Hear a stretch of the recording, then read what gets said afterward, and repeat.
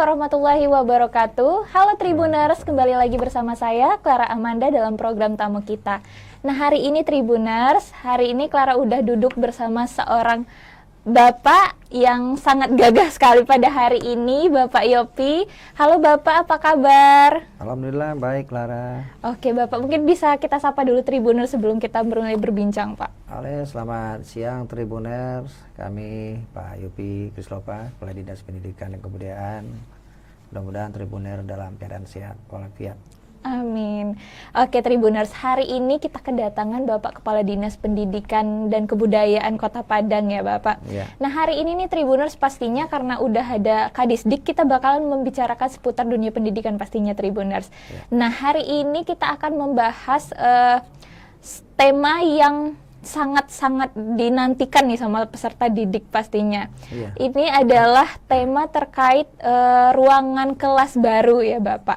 Nah, tapi sebelum kita bahas terkait ruangan kelas baru nih Pak, karena kita nih baru memasuki tahun 2024 nih Pak. Kita mungkin bisa kilas balik dulu nih, seperti apa sih sebenarnya pendidikan di Kota Padang ini Pak pada saat tahun 2023 kemarin Pak. Gambarannya seperti apa gitu. Iya, makasih Mbak Clara. Memang Kota Padang sebagai ibu kota provinsi, kami Dinas Pendidikan dan Kebudayaan yang bertugas diberikan kewenangan oleh kota untuk melaksanakan kewenangan pendidikan dan kebudayaan, terutama pendidikan dasar ya, yang menjadi kewenangan kita mulai dari tingkatan PAUD, SD, SMP maupun pendidikan masyarakat.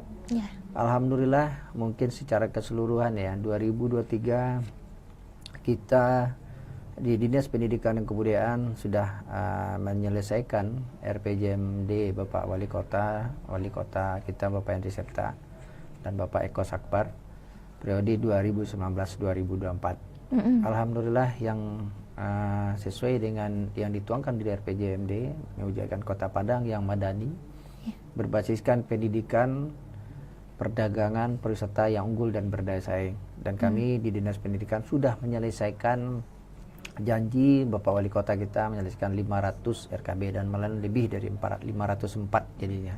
Okay. Dan alhamdulillah. Begitu juga dengan prestasi yang telah dilahirkan, juara fisika tingkat SMP kemarin, tingkat nasional diraih oleh anak kita dari SMP dan PB. Ada juga opsi Olimpiade Penelitian Siswa Indonesia, juara harapan 2 dan 3. Alhamdulillah kita bersyukur 2023 penuh dengan prestasi lah. Oke, jadi 2023 ini penuh dengan prestasi Ya. dan juga pastinya karya-karya dari siswa-siswa yang ada di Kota Padang ya Pak. Iya. Nah kalau untuk kendalanya sendiri nih Pak, apakah ada kendala dan tantangan untuk dunia pendidikan Kota Padang di tahun 2023 ini Pak? Ya, 2023 ya kita flashback ke belakang. Memang kalau kendala itu ketika kita hampir sama ya kita analogikan kita hidup, pasti ada persoalan, pasti ada suka dan duka ya. Nah kendala kami rasa pasca kita dilanda COVID 2020-2021 ya, kita kena semuanya, terutama Kota Padang sebagai ibu kota provinsi. Yes. 2 tahun itu agenda kita terutama pendidikan dan sektor-sektor lain itu tergerus, dan alhamdulillah 2022 kita sudah mulai bergerak dan juga kita bangun RKB di 2022 dan berakhir 2023. Permasalahan pendidikan kami rasa ini ya hampir sama lah di beberapa daerah lain. Namun yang kemarin ada beberapa persoalan ya, ada perundungan, ada persoalan dengan kekerasan seksual bagi anak. Nah kita berharap ke depan ini menjadi tahun yang lama itu sebagai tahun yang tidak perlu diingat lagi ya. Nanti ke depan 2024 bagaimana aksi perundungan, tawuran, persoalan-persoalan remaja. Kalau kan anak kita SMP ini kan masa transisi Mbak Clara. Kita berharap ini dukungan orang tua, dukungan dari komite dan kita semua untuk mengurangi angka tawuran. Kenapa anak-anak kita ini disajikan dengan tidak hanya makanan cepat saji ya, tapi berita juga cepat saji hari ini. Mereka bisa melihat di konten-konten di channel-channel yang lain dan mereka aplikasikan di sini. Kadang-kadang hanya untuk tawuran itu bikin konten. Nah ini kita mengimbau pada seluruh tokoh masyarakat kemarin kita diskusi dengan Elkam, dengan Bendokandung, dengan komite, mudah-mudahan ke depan di 2024 tidak ada lagi persoalan-persoalan khususnya tawuran atau persoalan yang menimpa dunia pendidikan kita. Oke, jadi Tribuners, kita marilah bersama-sama mungkin untuk membantu mengatasi permasalahan yang mungkin ini udah dari tahun ke tahun. Ya, Kalau masalah tawuran, perundungan, itu tuh kalau hanya mengandalkan pemerintah mungkin Ya. itu tidak akan berjalan solusinya ya Pak. Ya, Jadi betul. mari bersama-sama orang tua, bahkan anak sendiri gitu untuk mulai aware gitu dengan permasalahan ini ya Pak. Jangan terima berita hoax gitu, Iya. disaring dulu. Nah, Iya. gitu. Nah, kita langsung ke 2024 nih karena Bapak bilang tadi yang lalu biarlah yang lalu Iya. gitu ya, Pak. Nah, di 2024 ini Kota Padang menambah 500 ruang kelas baru ya, Bapak. Iya. Nah, ini nih apa yang mendasari pembangunan ruang kelas ini, Pak? Jadi gini Mbak Clara, bukan di 2024 ya. Tapi kita sudah melaksanakan, sudah menyelesaikan 500 ruang kelas baru. Iya. Ini sebenarnya apa yang Bapak sampaikan tadi, ini 2019 sampai 2024. Oke. Janji Bapak Wali Kota kita, Pak Andri Septa, yang dituangkan di RPJM, Rencana Pembangunan Jangka Menengah. Menyelesaikan 500 ruang kelas baru. Iya. Ternyata di 2023 kita sudah menyelesaikan 500 ruang kelas baru. Wow. Sudah selesai semua. Jadi 2024 kita hanya menyelesaikan ruang kelas baru itu kepada sekolah-sekolah yang terutama SMP. Oke. Yang masih 2 shift itu kita tambah ruang kelas barunya agar dia sekarang ini bisa tahun 2024 ini bisa menjadi 1 shift. Karena kita di SMP kita kalau swasta sudah full day ya 5 hari. Iya. SMP kita negeri sudah full day juga 5 hari. Tapi masih ada beberapa sekolah, 3 sekolah lagi yang kami hitung untuk masih melaksanakan kegiatan pada 6 hari pembelajaran. Karena kebutuhan ruang kelas barunya masih ada kekurangan 3 lagi. Tahun sekarang kita selesaikan. Oke. Nah, berarti tadi itu masih ada kekurangan ya Pak. Nah, kekurangan itu di daerah mana tuh Pak terjadinya? Ya, sekitar kita ada beberapa sekolah lagi yang kurang. Di sekitar Lubuk Buaya SMP 15, SMP 3 di Tarandam, Kecamatan Padang Barat, dan SMP 4 dan SMP 18 di Kuranji. Itu yang kurang. Jadi berarti sebelum peresmian yang 500 ini nih Pak, PBM-nya seperti apa tuh Pak? Apakah Khusus proses belajar mengajar ya, yang ini ada 2 shift dia. Dia masuk sore, kayak SMP 3 ada 5 lokal masuk sore, SMP 4 juga beberapa lokal.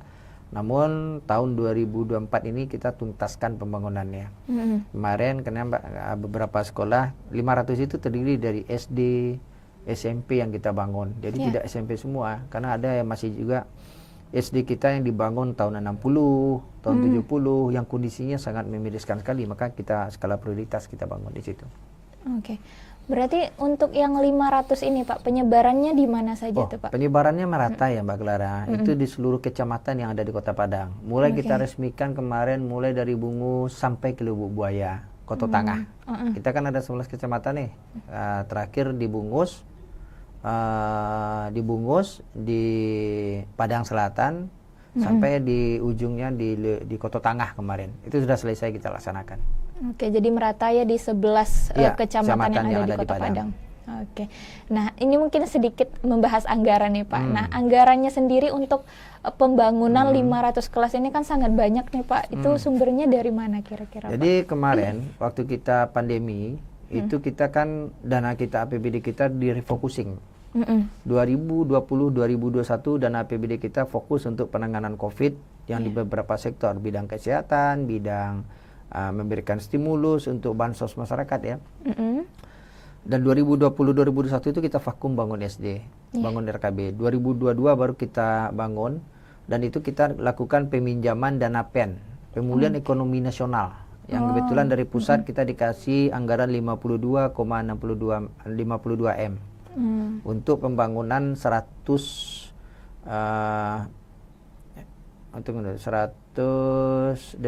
RKB khusus 2022. 2023 itu dana APBD. Jadi total keseluruhan untuk pembangunan RKB selama beberapa tahun itu 243 miliar. Wow, kita bangun. besar. Ya. Untuk 504 RKB, dan itu ada juga sekolah swasta yang kita berikan bantuan, tidak hanya negeri ya dalam pemberian bantuan kita. Oke, jadi sumbernya juga nggak dari satu aja ya Pak, Iya. ada banyak juga sumbernya. Dua sumbernya. Dua sumber ya. Dari PEN itu Dari adalah PEN. Pemulihan Ekonomi Nasional dan satu lagi dari APBD Kota Padang. Oke, dan itu tidak hanya untuk sekolah negeri ternyata ya Pak, kita juga ada berikan sekolah bantuan swasta. untuk swasta. Oke, nah apa nih Pak yang akan ditargetkan ke depannya dengan dibangunnya ruang kelas baru ini Pak? Dengan dibangunnya ruang kelas baru ya, kita berharap proses belajar mengajar PBM, baik guru maupun siswa merasa aman, nyaman, dan bisa lebih meningkatkan prestasi belajarnya. Kalau Betul. dulu mungkin kondisi ruangannya yang semeraut, yang sudah plafonnya jebol, atapnya yang bocor, atau lantainya yang belum dikasih keramik atau lainnya. Sekarang ini sudah kita benahi, termasuk juga mobilernya. Dan kita berharap melalui program RKB yang sudah dibangun Pak Wali ini, mutu pendidikan kita ke depan akan lebih baik lagi dan melahirkan anak-anak yang berprestasi baik di kancah nasional maupun internasional. Iya betul sekali. Gitu dia. Jadi semoga dengan dibangunnya ruang kelas baru ini menimbulkan banyak prestasi lagi kan Pak. Iya. Karena cerita dikit nih Pak, karena kalau misalkan yang kayak shift-shiftan itu kan Pak, kadang mereka nggak merasa mempunyai kelas itu, jadi mau Betul. dirawat juga males. Iya. Yang pikir antarlah nunggu kelas yang lain aja gitu, Iya. kelas berikutnya gitu. Jadi diharapkan dengan mereka punya ruang kelas baru, sendiri. mereka merasa memiliki kelas itu, Iya. jadi juga dijaga seperti itu Iya. ya Pak.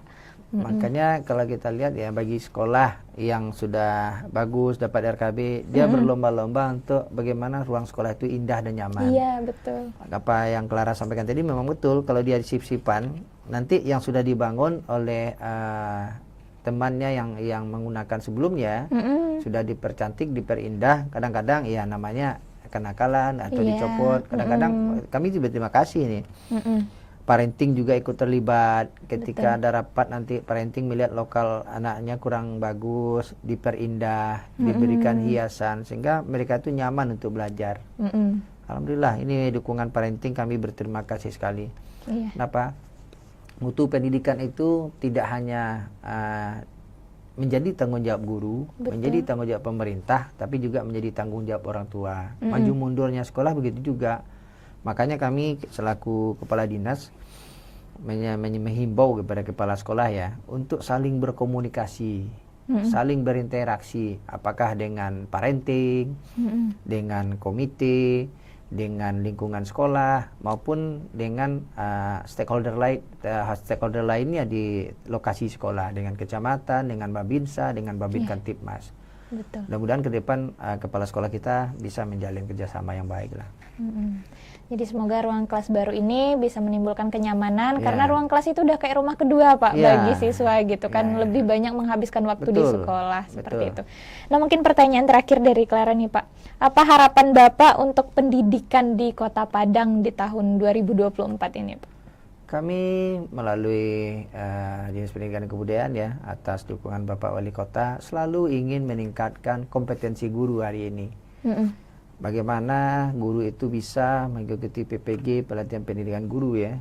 Alhamdulillah kami Dinas Pendidikan sama Bapak Wali Kota sudah khusus untuk hari ini yang belum dapat sertifikasi itu kebanyakan guru PAI ya. Oh iya. PAI 2024 ini kita anggarkan untuk pelatihan pendidikan guru itu biar mereka nanti mendapatkan sertifikasi. Dan ini yang bayar adalah Kemenak, karena kewenangan di Kemenak. Dan kami hanya untuk melatihnya. Nah itu bentuk kepedulian kami pemerintah daerah kepada guru untuk peningkatan kompetensinya. Dan kami juga memberikan peluang sebesar-besarnya kepada guru untuk meningkatkan kompetensi melalui menjadi guru penggerak. Alhamdulillah kami sudah lantik kepala sekolah kurang lebih 30 orang ada dari guru penggerak. Guru yang muda-muda, yang bersemangat untuk mengakselerasi percepatan mutu pendidikan. Kenapa? Dengan kurikulum merdeka ya, penguatan sekarang ini lebih kepada penguatan kepada peserta didik. Iya. Jadi kita tidak boleh, ini anak ini maunya ke sini ya kita arahkan. Kita jangan nanti kayak samalah dengan dulu, pembelajaran berbeda. Kenapa? Dinamika perkembangan teknologi, perkembangan informasi dan era globalisasi itu sudah menyentuh di ranah pendidikan. pasca COVID kemarin kita 2 tahun daring ya, dalam jaringan. Betul. Nah, anak-anak hari ini lebih pintar pakai HP-nya dari kita. Nah, dia kita arahkan kepada hal-hal yang positif. Nah, makanya kami minta kepada kepala sekolah, kepada guru untuk memberikan luang lebih lah kepada mereka untuk berkreativitas, untuk melahirkan inovasi agar mereka bisa berprestasi. Hari ini kita bertanya si Rapi Ahmad nanya atau orang nanya kepada anak-anak di bawah ya, Anda mau besar mau jadi apa? Pasti besar mau jadi YouTuber. Iya. Mau menjadi apa ya? Influencer, content creator gitu. Content creator. Nah, itu kan hal-hal yang belum pernah kita dengar dulu ya. Betul. Kita jadi mau besok mau jadi polisi, mau jadi itu kan yang pasti. Sekarang nggak mau sektor informal, kan dia mau sektor informal. Iya. Kerjanya nyaman, kerjanya terserah mereka, yang penting dapat yang duit, yang kayak content creator, kata YouTuber, influencer, Nggak perlu hi sarjana guys, nggak perlu sarjana gitu. juga ya, yang penting kreatif.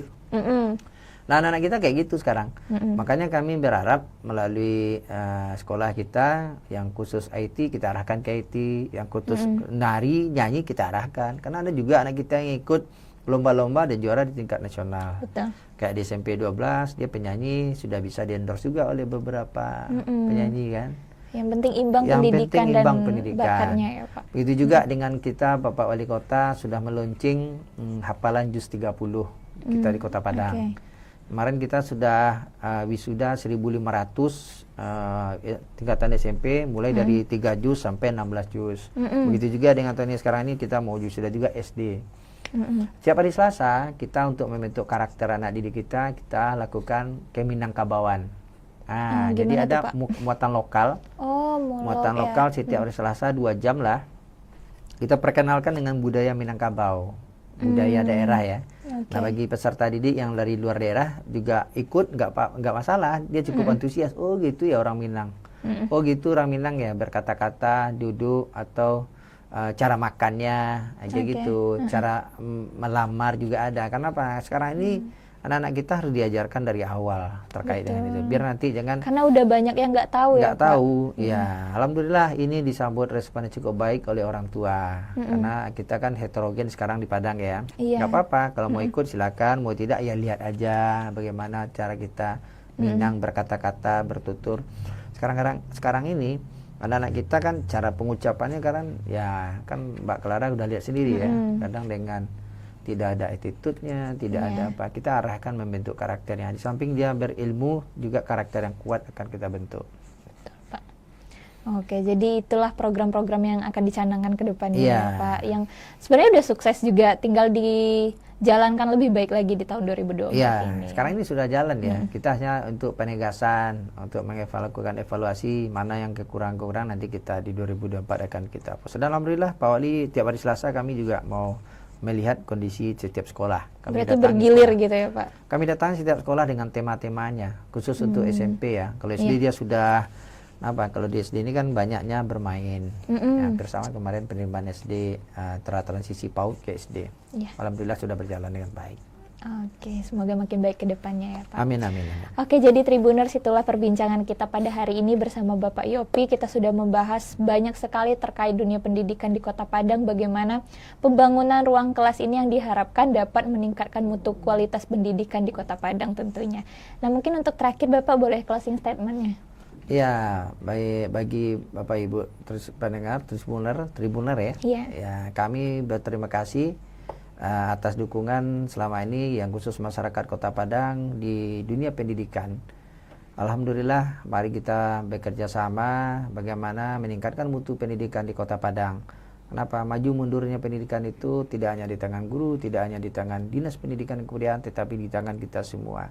Bagaimana kita mengurangi angka tawuran anak-anak kita SMP. Betul.